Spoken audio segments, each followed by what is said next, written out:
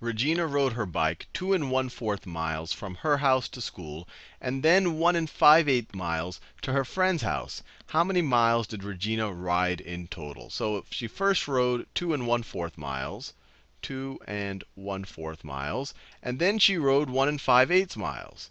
And then she rode 1 5/8 miles. So the sum is the total of, or the total number of miles she rode. So to take this sum, we've seen that we can add the whole number parts, because this is really the same thing as 2 plus 1/4 plus 1 plus 5/8. So we can just switch the order if you want to view it that way. So we can add the 2 plus the 1 first, and then we get, let me do that here. So 2 plus the 1, you get 3. And then we need to add the 1/4 plus 5/8. So plus 1/4 plus 5/8. And to add these two fractions, we have to find the least common multiple of 4 and 8. That'll be our new denominator.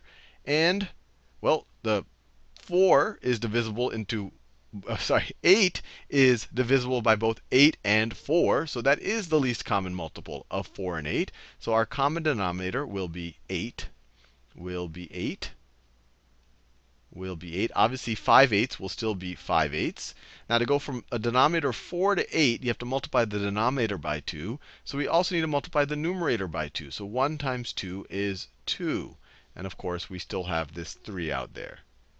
So 2 1/4 plus 1 5/8 is the same thing as this right here.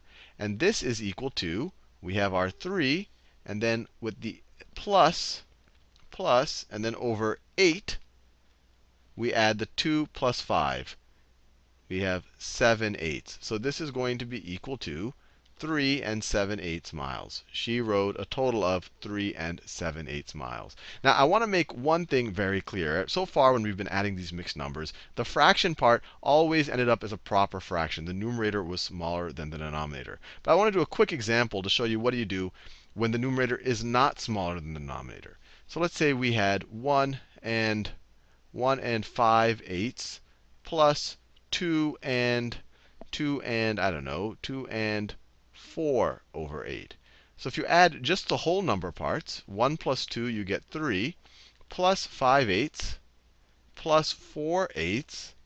5/8 plus 4/8 is 9/8. So you get 3 plus 9/8. Now, it'd be really strange to just say, OK, that's the same thing as 3 and 9/8, because you have a mixed number with a whole number and an improper fraction. If you're going through the trouble of making it a mixed number, the fraction better be a proper fraction. So what you need to do is rewrite 9/8, and we know that 9/8 is the same thing. 9/8 is the same thing as 1 1/8, right? 8 goes into 9 one time with 1 left over. So it's 1 1/8.